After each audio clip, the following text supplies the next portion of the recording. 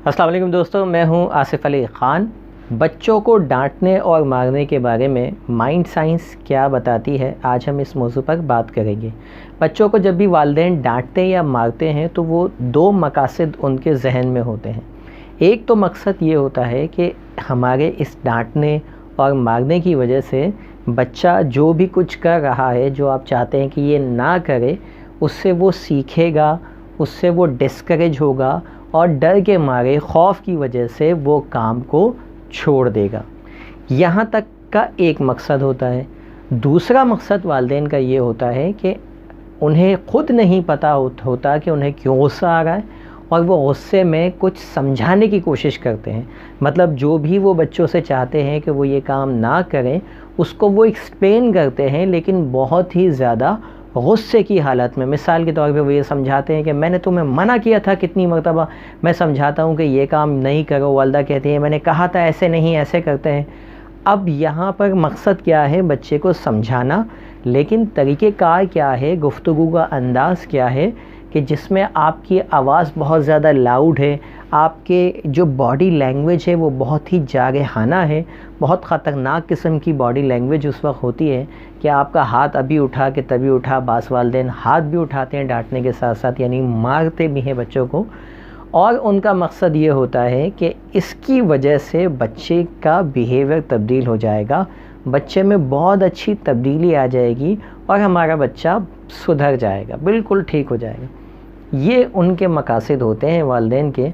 या तो सिंपल कोई मकसद ही नहीं होता, अपने जज्बात पे काबू नहीं होता, गुस्से में मारपीट करते हुए दिखाई देते हैं।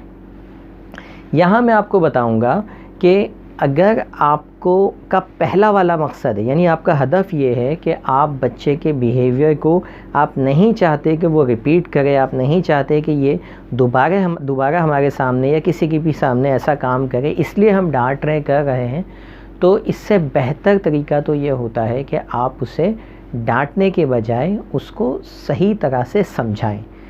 और डांटने के क्या नुकसानात होते हैं, डांटते जब हम बच्चों के हैं तो होता क्या है, दुनिया में इंसान दो खौफ के साथ आता है। यानी बाय डिफ़ॉल्ट हम अपने साथ दो खौफ लेकर आते हैं इस दुनिया में, एक ऊंचाई से गिरने का और एक ऊंची आवाज़ का। इसके अलावा जितने खौफ होते हैं वो हम जो है वो बच्चों में डाल रहे होते हैं। ऊंची आवाज़ का खौफ क्यों है? क्योंकि जब भी ऊंची आवाज़ होगी, इंसान का जो लाशऊर है वो उसके सर्वाइवल के लिए काम करता है। जब भी ऊंची आवाज़ होती है तो हमारे जो 5 हवास होते हैं ये फ्रीज़ हो जाते हैं। यानी हमारा दुनिया से जो कनेक्शन है कम्युनिकेशन का, वो थोड़ी देर के लिए मुअत्तल हो जाता है, इंसान फ्रीज़ हो जाता है और उसके लाशऊर तक अब कोई बात पहुंच नहीं रही होती।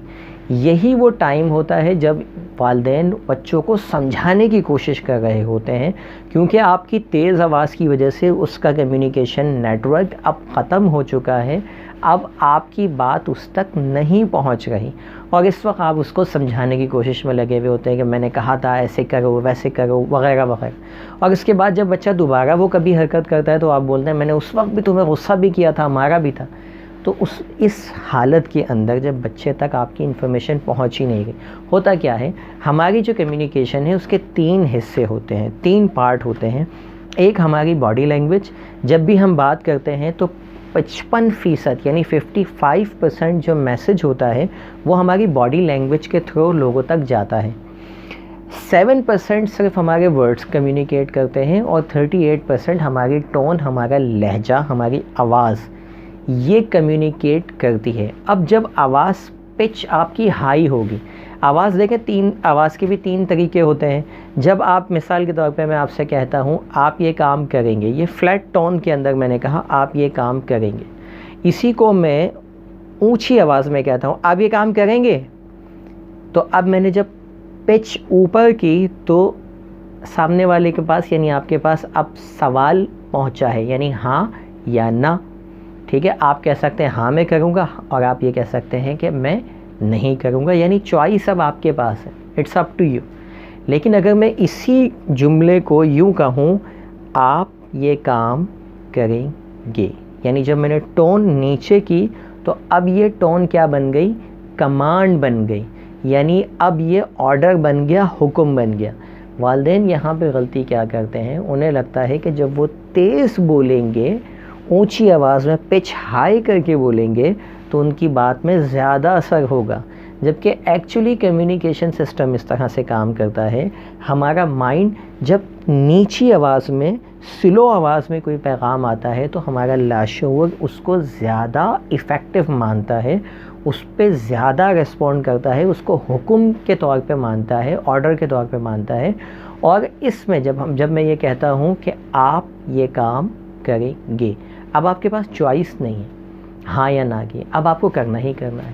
تو بجائے اس کے کہ جب آپ تیز آواز میں بچوں کو سمجھا رہے ہوتے ہیں کوئی چیز، آپ بچے کو پیار سے بٹھائیے اور اس کے بعد دھیمی آواز میں آرڈر کی صورت میں بچے سے کمیونیکیٹ کیجیے، وہ اس کے لاشعور کو زیادہ ایفیکٹو لگے گا اور وہ اس کو حکم کے طور پر لینا شروع کرے گا۔ کیونکہ آپ کا جو ہدف ہے، آپ کا جو مقصد ہے وہ یہ کہ بچے کے اندر سے ایک جو بھی بیہیویئر آپ کو پسند نہیں ہے وہ ختم ہو جائے۔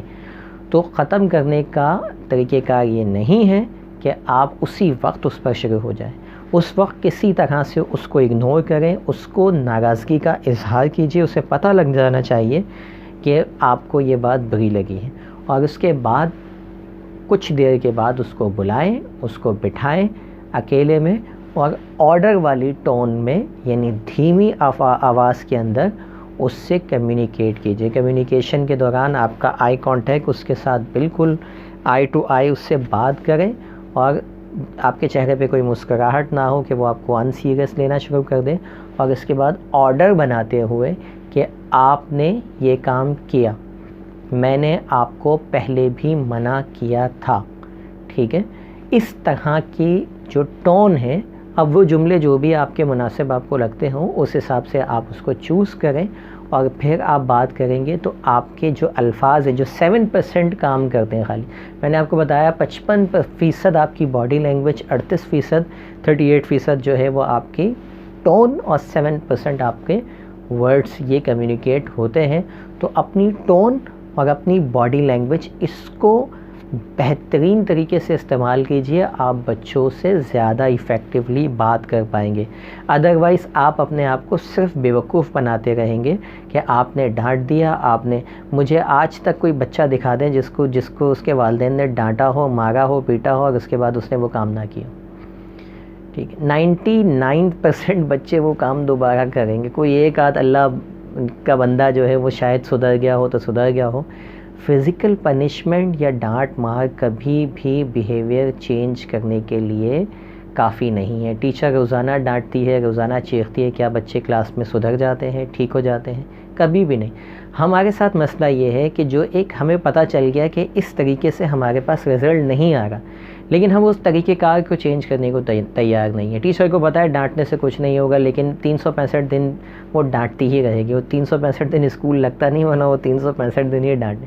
آپ کو پتہ چل گیا کہ یہ طریقہ ایفیکٹو نہیں ہے، اب آپ نئی اپروچز سے، نئے طریقے سے بچے کے مائنڈ تک پہنچیے۔